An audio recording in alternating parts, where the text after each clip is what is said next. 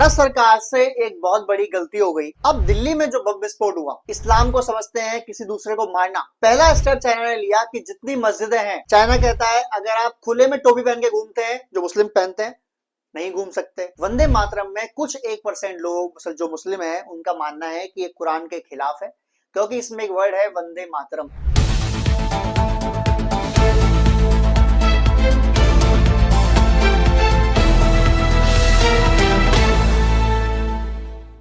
Hello friends, Bharat सरकार से एक बहुत बड़ी गलती हो गई और गलती होने के बाद इसमें यह प्लान किया जा रहा है कि कैसे हम इस गलती को ठीक करें। अब पहली बात, ये गलती क्या हुई है?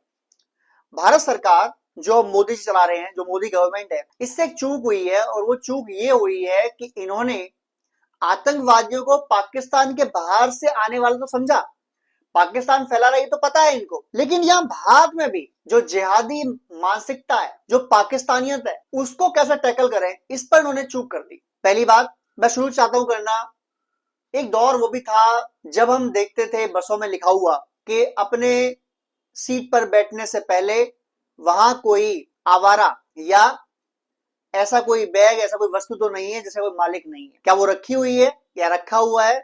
कोई भी वस्तु ऐसी हो जो आपकी ना हो और आपकी सीट पे या आपके सीट के आसपास रखी हो, तो कृपया करके इसके बारे में पुलिस को तुरंत सूचित करें। ये दौर था और जब से मोदी जी आए तब से 11 साल लगभग हो चुके हैं और हम उस दौर से काफी हद तक बाहर आ गए और अब हमने दिल्ली में, शहरों में घूमना फिरना बड़ा आसान समझा। हम घूमने लगे और बच्चे बुजुर्ग सब अपना अच्छे से रह सके।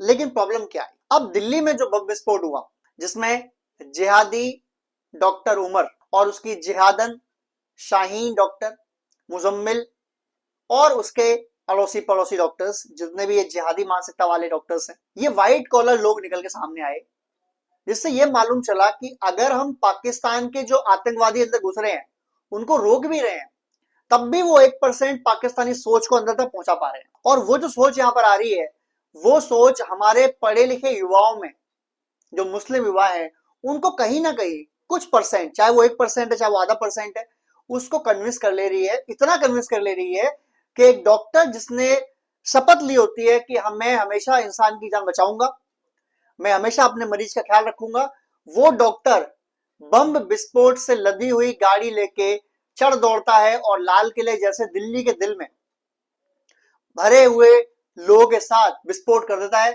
और तकरीबन 13-14 लोगों की जान ले लेता है और कई ऐसे अपाहिज कर दिए जो जिंदगी भर अपाहिज ही रहेंगे। इसका मतलब यह है कि इन जो डॉक्टर्स या जो व्हाइट कॉलर्स लोग हैं, इनके अंदर भी वो घटिया सोच पनप पा रही है, जो हमें रोकनी पड़ेगी। अब भारत सरकार इसमें क्या क्या एक्शन ले सकती है इसको रोकने के बारे में, और क्या ऐसा मॉडल कहीं चल रहा है जिसमें काफी हद तक ये जो मुसलमान है, जो इस्लाम को समझते हैं किसी दूसरे को मारना, जो सोचते हैं कि अगर किसी को हमने मारा तो हमें जन्नत नसीब होगी, ऐसे लोगों से बच सकते हैं। तो चाइना इसका जीता जागता सबूत है। चाइना में, जो चाइना का शिनजियांग प्रांत है, वहां पर बहुत हद तक चाइना ने ऐसी सोच को रोक लिया है और कंट्रोल करते हुए अब वो उन उइगर मुसलमानों को काफी हद तक मुसलमान इस्लाम से दूर लेके, यानी जिहाद से दूर लेके चाइना वाले में टर्न करा दिया उन्होंने। अब कई लोग बोलते हैं कि जो मुसलमान हैं चाइना के, उइगर मुसलमान, उनका बहुत ज्यादा खून चूस रही है चाइना, बहुत ज्यादा उनको पनिश कर रही है। लेकिन एक बात तो मानने वाली है, आफ्टर ऑल दैट जो चाइना, मैं सपोर्ट नहीं करता कि चाइना जो कर रहा है वो सही कर रहा है गलत कर रहा है, वो आपके विवेक पे छोड़ दिया मैंने। आपको सही लगता है गलत लगता है आप बताएंगे कमेंट करके। लेकिन चाइना क्या कर रहा है मैं इस बारे में बात कर रहा हूं। जो शिनजियांग प्रांत है, उइगर मुसलमानों की आबादी वहां तकरीबन 60% है, कई लोग मानते हैं 80% है, और वो एक अलग देश की मांग भी करते रहते थे बीच बीच में। चाइना ने कैसे सेटल किया उनको जरा वो देखो, समझो जरा। पहला स्टेप चाइना ने लिया कि जितनी मस्जिदें हैं उइगर मुसलमानों की शिनजियांग प्रांत में या कहीं पे भी देश के कोने में, वहां हर मस्जिद में कैमरे लगे होंगे विद माइक, यानी वहां पर कोई भी मौलवी, कोई भी मुल्ला जो बात करता है वो सारी बातें चाइना की गवर्नमेंट सुन पाती है, जिससे वो देख पाते हैं कि कहीं ये देश विरोधी बात तो नहीं कर रहे। नंबर 2, वहां का जो मौलवी होता है वो चाइना की सरकार अपॉइंट करती है और उसका एक प्राइम कायम होता है और वो ये होता है कि इस्लाम नंबर 2 पर है, चाइना नंबर 1 पर है। अगर आप बाद में किसी मुसलमान से पूछेंगे कि पहले संविधान या इस्लाम या कुरान, तो कहेगा पहले कुरान। संविधान बोलने वाले आपको बहुत कम मिलेंगे। बट चाइना के अंदर ये सोच डेवलप की गई है कि कुरान और इस्लाम बाद में, नंबर 2 पर, नंबर 1 पर चाइना, चाइना फर्स्ट। और इसके लिए बाकायदा उन्होंने मौलवी अपॉइंट कर रखा है जो वहां हर रोज दिन में 5 बार यही बात सुनाता है, कान में डालता है वहां के मुसलमानों के अंदर, वहां के बच्चों के अंदर जो वहां मदरसे में पढ़ रहे हैं या वहां मस्जिद में नमाज पढ़े जा रहे हैं, उनको सबको डेली सिखाया जा रहा है कि कुरान नंबर 2 पर है और पहले नंबर 1 पर संविधान है या चाइना है। संविधान तो वहां है ही नहीं, चाइना एक ही पार्टी की रूल करती है। अब लोग कहते हैं कि चाइना जो है वो तानाशाही करता है, उसमें किसी भी इंसान को, खासकर जो मुस्लिम है, उइगर मुसलमान है, इनको अपने हिसाब से जीने का हक नहीं है। बिल्कुल नहीं है।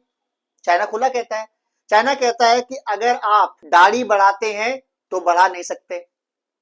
चाइना कहता है अगर आप खुले में टोपी पहन के घूमते हैं, जो मुस्लिम पहनते हैं, नहीं घूम सकते। चाइना कहता है खुलेआम जो काम करते हैं, जैसे कि आपने अक्सर देखा होगा कि जुलूस निकलते हैं, जैसा मुहर्रम का ताजिया होता है या और चीजें होती हैं, ये चाइना में खुलेआम करने की आजादी ही नहीं है। फिर चाइना एक रूल बनाया कि आप अपने धर्म से शादी नहीं कर पाएंगे, आपको शादी किसी चाइनीज से करनी पड़ेगी। तो वो मिक्सिंग करा रहा है, उइगर मुसलमानों की मिक्सिंग करा रहा है। लड़का मुस्लिम तो चाइनीज, लड़की चाइनीज, लड़की चाइनीज मुस्लिम तो लड़का चाइनीज। इससे क्या हो रहा है, जो ब्रीड हो रही है, जो आगे बच्चे पैदा होंगे, वो चाइनीज का मुस्लिम मिक्स होते जा रहा है, जिससे वो पूरे मुस्लिम रह नहीं पा रहे। क्योंकि कभी वो बोलते हैं हम तुर्की है, कई बार बोलते थे हम पाकिस्तानी है, उज्बेकिस्तानी है, तुर्कमेनिस्तानी है, वो कहते हैं कोई नहीं है, सब चाइनीज है। चाइना गवर्नमेंट ये करवा रही है। चाइना ये भी कहता है बच्चे पैदा करने से पहले हमसे परमिशन लेनी पड़ेगी। आप ये नहीं कह सकते कि बस हो गया, परमिशन लेनी पड़ेगी। हालांकि चाइना में पहले 1 चाइल्ड पॉलिसी भी थी जो हटा दी गई है, लेकिन स्टिल वहां पर परमिशन लेनी पड़ती है गवर्नमेंट से कि आप बच्चा पैदा कर सकते हैं या नहीं कर सकते। तो चाइना ने इस हद तक कंट्रोल कर लिया वहां पर कि मस्जिद से, मौलवी से लेकर कुरान भी उन्होंने, कई सारी कुरान की आयतें उन्होंने हटा रखी है कुरान में से। वहां की जो कुरान है वो अलग ही है। दुनिया में कुरान का साइज ये है तो उनके कुरान का साइज इतना सा है, यानी आधी ऑलमोस्ट। क्यों? बिकॉज उनको लगता है जो भी आयत, जो भी लाइन ऐसी है जिसमें किसी पढ़ने वाले को ये लगे कि वो जिहाद कर सकता है, किसी और को मार सकता है, उसका धर्म सुप्रीम है, बाकी सब पागल है, ऐसा कोई भी लाइन लगती है, वो चाइनीज कहते हैं इसे काट दो, हटा दो उसको। अब भारत में क्या क्या संभावना है इसको लेके, क्या भारत ये कर सकता है? आंसर है बिल्कुल नहीं, बिल्कुल नहीं। क्यों? सबसे पहली बात, भारत चलता है संविधान से, और संविधान ये कहता है कि देश में जितने भी मुस्लिम हैं, जितने भी हिंदू हैं, सिख हैं, ईसाई हैं, कोई भी है, वो हर इंसान अपने मन मुताबिक धर्म फॉलो कर सकता है, अपने मन मुताबिक कपड़े पहन सकता है, अपने मन मुताबिक अपने हेयर स्टाइल, दाढ़ी या जो कुछ भी चाहता है रखना वो रख सकता है। अगर ये अलाउड है तो फिर आप किसी की भी टोपी नहीं उतार सकते, किसी की भी दाढ़ी नहीं कटवा सकते, किसी के पहनावे पे नहीं कर सकते बात। इतना तो ओके हो गया। लेकिन भारत एक काम कर सकता है, भारत ये कर सकता है कि जैसे मस्जिदों में चाइना में कैमरे लगे हुए हैं विद वॉइस, वैसे भारत में सकते हैं, पॉसिबिलिटी है। उसका रीजन, भारत में जितने भी बड़े बड़े हिंदू मंदिर हैं उन सब में कैमरे लगे हुए हैं। तो अगर मंदिरों में कैमरा लगना पॉसिबल है, गुरुद्वारों में कैमरा लगना पॉसिबल है, चर्चों में कैमरा लगना पॉसिबल है, तो मस्जिदों में भी कैमरा लगना पॉसिबल है, बिल्कुल है। इससे एक, मस्जिद की सेफ्टी होती है, 2, वहां पर कोई भी अराजक तत्व, कोई भी आधा परसेंट 1% ऐसा पाकिस्तानी सोच वाला मुस्लिम अगर वहां होता है तो होते ही पकड़ा जाएगा। एंड आई एम श्योर कि जो मुस्लिम बाकी के हैं, जो हिंदुस्तानी है, जिनके देशभक्ति, जिनके उबाल मारती है, वो खुद ही सेट कर देंगे उसको। क्योंकि सबसे ज्यादा बदनामी होती है इससे, वो मुसलमान धर्म की ही होती है, क्योंकि हर इंसान फिर उनके धर्म पर उंगली उठाने जाता है, चाहे वो 1% है, चाहे वो आधा % है, पर उंगली तो उठती है।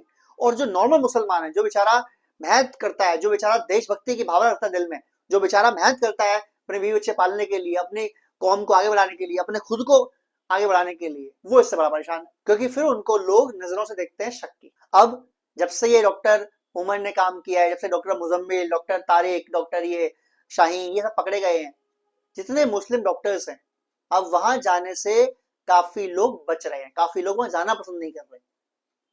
मैं ये नहीं कहता कि सारे ऐसे हैं, मैं कहता हूँ 1% भी ऐसे नहीं होंगे, आधा % भी होंगे, 0.1% हो सकता है हो, लेकिन वो 0.1% ने पूरी कौम की इंसल्ट करा दी, बेइज्जती करा दी। और हर कोई जो बेचारा मेहनत कश भी है वो भी शक के दायरे में आ गया। अब ऐसे लोग जो डॉक्टर उमर से ताल्लुक रखते हैं, शाहीन से ताल्लुक रखते हैं, मुजम्मिल ताल्लुक रखते हैं, बेचारों ने कभी शायद कभी ऐसी गलत बात सोची भी ना हो, बट वो फिर भी अब पुलिस के जांच के घेरे में, और कई कई दिन कई कई महीने अब इससे परेशान होंगे, और होंगे, जाहिर सी बातें होंगे, जिनमें से कई निर्दोष भी होंगे, मैं यही मानता हूँ। बट क्या करें, इसका इलाज क्या है? एक और बात, उत्तर प्रदेश इसका अच्छा एग्जाम्पल हो सकता है, और आसाम भी कुछ हद तक। उत्तर प्रदेश में जो योगी हैं उन्होंने ये रूल लागू कर दिया कि मदरसा हो, मस्जिद हो, सरकारी दफ्तर हो, कुछ भी हो, वहां जो भी काम करता है, जो पढ़ता है, वंदे मातरम गाना अनिवार्य है। वंदे मातरम में कुछ 1% लोग जो मुस्लिम है उनका मानना है कि ये कुरान के खिलाफ है, क्योंकि इसमें एक वर्ड है वंदे मातरम। वंदे मतलब पूजा करना, अर्चना करना, और पूजा करना, अर्चना करना कुरान में सिर्फ एक के लिए ही कहा गया है कि आप अल्लाह के अलावा किसी की पूजा अर्चना नहीं कर सकते, ऐसा माना गया है कुरान के अंदर। तो कुछ मुस्लिम जो 1% 2% जितने भी हैं, वो ये कहते हैं कि हम इसको नहीं पढ़ सकते बिकॉज इसके पढ़ने से हमारे कुरान की जो बात है उसके हम खिलाफ जाते हैं। योगी जी ने कह दिया भाई सबको पढ़नी पड़ेगी, बात खत्म। अब एक है मौलाना काजमी महाराष्ट्र के, उन्होंने कहा कि अगर उत्तर प्रदेश में ऐसा होता है तो जब बच्चों को वंदे मातरम पढ़ाया जाए, बच्चे उस टाइम स्कूल से बाहर निकल जाए, दफ्तर में बोला जाए तो दफ्तर में जो लोग काम करते हैं उस टाइम बाहर निकल जाए। मुझे एक उनसे इसके बारे में सवाल पूछना है, 1935-40 से पहले, क्योंकि बहुत से लोगों का मानना यह भी है कि इसी वंदे मातरम ने एक नींव रखी मुसलमानों को पाकिस्तान अलग बनाने के लिए, क्योंकि जब 1940-37 के आसपास जब ये कांग्रेस का संविधान संशोधन वो हुआ, अधिवेशन हुआ, तो जब वहां वंदे मातरम गाया गया तो कुछ मुसलमानों ने, जिनमें से जिन्ना भी थे और भी लोग थे जिन्होंने बाद में पाकिस्तान बसाने की मुहिम चलाई और पाकिस्तान बसा भी लिया बाद में, उन्होंने कहा कि वंदे मातरम है और वंदे मातरम हम नहीं बोल सकते बिकॉज हम मुसलमान हैं, हमारा कुरान इसकी आज्ञा नहीं देता, परमिशन नहीं देता। लेकिन उससे पहले जितने हमारे देशभक्त क्रांतिकारी हुए, हिंदू मुस्लिम सब थे उसमें, हिंदू मुस्लिम सिख सब थे, सबने अपनी जान की कुर्बानी भी थी। उन सबके लिए वंदे मातरम बोलना, जनगण मन बोलना, ये तो एकदम प्राइम की प्राउड की बात थी। और वो वंदे मातरम तो उनको एक पावर देता था कि आपको देशभक्ति भावना देता है, आप जाएंगे, आप अपने देश के लिए काम करेंगे, आप देश के जान देंगे, ये फीलिंग देता था उनको। तो फिर क्या रीजन हुआ कि 1937 में आके मालूम पड़ा लोगों को यार कि ये तो कुरान के खिलाफ है? उससे पहले कुरान के खिलाफ था नहीं, ऐसा क्या? और अगर तब नहीं था तो अब कैसे हो गया? और अगर अब है तो पहले क्यों नहीं था? और अब भी ऐसी 1% 2% मानसिकता वाले लोग पाकिस्तान नहीं गए और वो हिंदुस्तान में रह गए। अब वो कहते हैं हमने बाई चॉइस चुना है हिंदुस्तान में रहना। भाई आपने चुना है तो एहसान थोड़ी किया, चल जाते पाकिस्तान, कौन रोक रहा था आपको? और अगर आप इस देश में रहते हैं तो आपको उतने हक मिले जितने हिंदू को मिले हुए, कोई हक तो है नहीं। पाकिस्तान की तरह तो है नहीं हम लोग की वहां पर हिंदू जो पहले लगभग 10% थे अब 1% भी नहीं रह गए, बाई फोर्स जैसे मर्जी उनको कन्वर्ट कराया गया। यहाँ तो ऐसा नहीं है, तो वंदे मातरम बोलने में क्या प्रॉब्लम है? और इतने क्रांतिकारी जो शहीद हुए, जो मुस्लिम थे बहुत सारे, वो तो वंदे मातरम बोल बोल के शहीद हुए बेचारे, वो कहाँ गलत थे फिर? अच्छा एनीवेज, अब ये भी आपके विवेक पे छोड़ देता हूँ मैं, क्योंकि मैं ज्यादा कुरान के जानकार हूँ नहीं, जो मैंने सुना है पढ़ा है मैंने बता दिया आपको। और मेरा मानना है कि मेरा अपना पर्सनल व्यू है कि शायद वंदे मातरम बोलने से देशभक्ति की भावना पैदा होती है, इससे किसी के धर्म को भी कोई नेगेटिव बात नहीं होनी चाहिए, मेरा अपना पर्सनल व्यू है। आप इससे एग्री या डिसएग्री कर सकते हैं, आपकी मर्जी।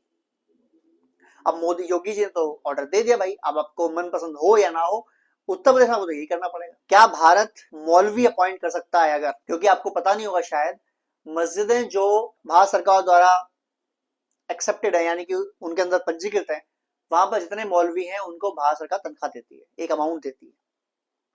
तो अगर आप तनख्वाह देते हैं किसी मौलवी को मस्जिद में पढ़ाने के लिए, धर्म को चलाने के लिए, तो क्यों नहीं आप ऐसा कर सकते कि आप उन मौलवियों से कहें कि यार जो लोग वहां आते हैं उनके अंदर देश प्रेम की भावना जगानी है, कुरान को सिखाया, बहुत अच्छी बात है, कुरान में बहुत सब कुछ सही लिखा हुआ है। मैं तो कहता हूँ यार जो गलत है वो पढ़ने वालों ने गलत पढ़ा है, क्योंकि गलत उसमें कुछ है ही नहीं।